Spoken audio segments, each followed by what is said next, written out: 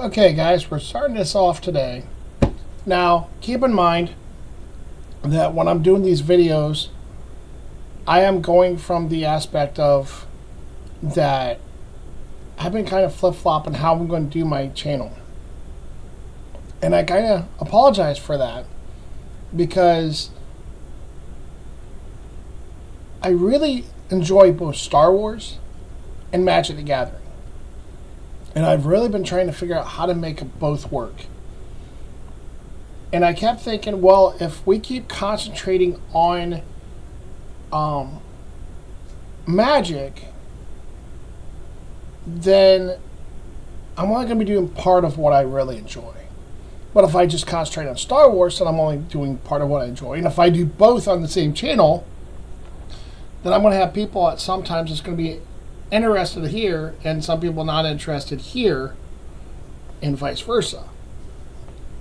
And so by doing a channel by itself, the MTG dude for Magic, and this channel for Star Wars, I get to concentrate my full concentration on Magic here. I'm going to be concentrating my full concentration on Star Wars here. Thus saying all that, looking at these cards, going into Star Wars itself Unlimited, which is really a game I really enjoy, Leia herself has Overwhelm. When deployed, choose a unit, give an experience token to that unit for each different aspect among units you control, which most likely will be 3 or 4. So she'll be coming out as a 5/5 or a 6/6. Now, on her turn, the action phase, tap 2 and tap it. For this phase, give a unit +1/+1 for each different aspect it has. So if you have a 3-drop with green, red, and blue, or green, red, and heroism, that's 3 different aspects. And so that would get a +3/+3. If it's just a green, it'll be just 1. I'm not sure how that works with double green, but that's not a different aspect. That's the same aspect. So I would assume that would just be 1. Again, we still are a month and a half away, almost 2 months, about a month and a half away before a full release, and exactly a month and a half away from a pre-release, a little over. So saying that, Leia is a 5-drop, and for this phase, she's a 1/1 for each different aspect it has. Now, at a 5-drop, she flips. Choose unit, give an experience token to that unit for each different aspect among units you control. So if you have, since you're able to do an extra color now, you could have red, green, blue, and heroism. That's 4. She could give herself 4 aspects plus a plot of an upgrade, which could give her an additional 2/3. Plus, you could throw down maybe a sentinel with plot. So there's just a lot of options after rotation that's going to make cards like these interesting. I won't say great, but interesting. So you could have up to 4. It's almost like a Chilson from set 1. Excuse me, where you show the different cards with a blue aspect, and he gets a +1/+1 counter for each card in the blue aspect. And she's kind of the same thing, but on a flip instead. So she could get very, very interesting really quick. And until we actually play it, we just don't know. Now the other one, and I think she could be interesting. I don't think she's going to be my favorite, but she could turn out to be a really good leader. It's just not something where I'm interested in. For Jabba the Hutt, he is a 6-drop leader, and cunning and villainy. His action is 1 and tap, return a friendly underworld unit to its owner's hand to create a credit token. I'm really not sure what the credits do yet. I don't know if that's really out yet.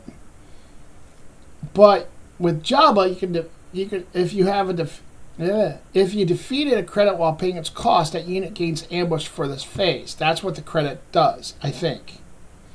So I think it's going to be the same thing as a force. From the way it's looking to me, and again, when we get closer, I'm sure we'll know, but it almost feels like the credit token is almost the same thing as a force token. You know, you get it from whatever reason, whether it's from the base or, in this case, Java returning a friendly underworld unit to its owner's hand, creating a credit token. Maybe you have something almost dead and you return it to hand, and then you use a credit and play it again for the ambush cost. And all of a sudden, you're hitting something with a brand new unit. It's going to get the same damage on it that it had before, but you're getting rid of something in the process. So there's a lot of different things that you can do with this that could be interesting. But he's a 6-drop. On the 6th turn, you flip him over. He has a Cunning and Villainy, of course. 3/9. He's an Underworld Hut.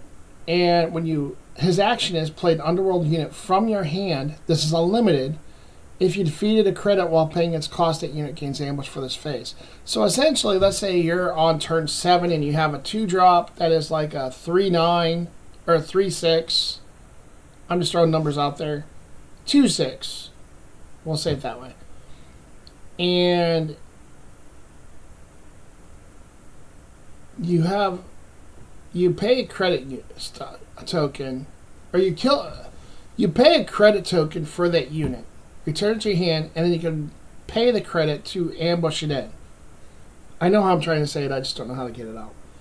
So then you turn around and find a way to return it back to your hand again, and it's not infinite, but it is a continual loop. So I find that very interesting. And then we go to the bases, and you have Domio's Palace, which is play a card from your hand ignoring one of its aspects, blue, green, red, or yellow. You have a couple that are... You can essentially be playing all aspects in this game. And you only have a 1-cost penalty for it. That's really not that bad to do. Play this base, and you can virtually play every card in the game to make a deck that is going to be absolutely atrocious. Now, is it going to be great? I'm not sold on that. But let's say you have a certain aspect you're trying to go for. And this is only one time in a game, too, mind you. It's an epic action.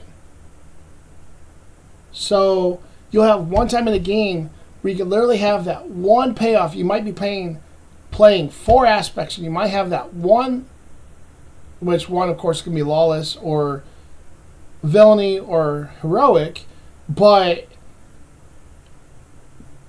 you have that one card. Let's say you're playing red, green, blue, and you have a yellow card that's just so impactful. Let's say it's a Mandalorian. You use the epic action, you bring the Mandalorian in for, I think he's a 5, you bring them in for 6. And essentially you're basically doing a Cunning, tapping 2 things, bringing in a decently big guy at 5/6. I mean, that's a pretty impactful turn, especially if they have a lot of their biggest units have not attacked yet because we did something else or whatever. And you tap their biggest guys. I mean, that's going to do a lot of damage in a swing. Now, is that going to win? I don't know. But, I mean, it's a pretty good swing. So, keep that in mind. I think this next set, when the rotation happens, is going to be amazing. I think it's going to be hard. I think it's going to be very challenging to explore, but I think it's going to be good. And I never thought I would say this because I really like the cards that are out there, but Control is insane. Some of the aggro and some of the bigger stuff out there, the Avengers, the it's on tip of my tongue, the Devastators, just all that stuff, for Power of the Dark Side, Takedowns, Vigilance, Super Laser Blast. You know, all of those cards are super powerful. And then you have Hyperspace, Distribution, whatever that Hyperspace one for the latest set, 9-drop, I think it is, destroys all space units. I mean, there's a lot of removal that's going to be in the set, but it's not going to be like what we saw. So control, I think, is going to be a very challenging aspect to go after for a while. But the last card I really want to talk about is going to be this one. And this is going to kind of roundaboutly take me to another card. Again, in Epic Action, you have 1 time per turn. But Great Pit of Carcoon. And I have a feeling some of the meta is going to slow down by quite a bit. But the Great Pit of Carcoon, you're going to have a 27-drop with an Epic Action. Discard a unit from your hand, search your deck for a card named the Sarlacc of Carcoon, reveal it, and draw it. So it's a green aspect, and you talk about the Great Pit of Carcoon, the Sarlacc Pit. Hold on. The Sarlacc of Carcoon right here. So I guess we are talking about another card. But it's an 8-drop with just green. It's a strong one, too. It's an 8/9, and on attack, put a unit from your discard pile on the bottom of your deck and deal damage equal to that unit's power to an enemy ground unit. So let's say they have something like a Darth Vader from I think the last set, where he's a 6/6 and he puts a shield on 2 different sides. This guy comes out, and let's say you've already got the shield removed, but you just can't finish him off because maybe most of your stuff's in space or something. I'm just throwing out a scenario. But you turn around and play that. You use the Epic Action. You search for this out of your draw deck. It'll be the other person's turn. They maybe, let's say, they attack. You turn around and have 8 resources. You play this card from being able to search for it with the thing, and you put up a unit from your discard pile on the bottom of your deck. And obviously you're not going to do anything with it this turn, but that's an 8/9. That is hard to deal with. I think that's going to be a thing. I think this next set's going to make everything go a little bit slower, and it's going to be just an interesting meta. But that's where I'm at for the day. Go up to the comments down below. Give me a thumbs up and a subscription. Again, this is kind of my trial run for doing a video online on the computer.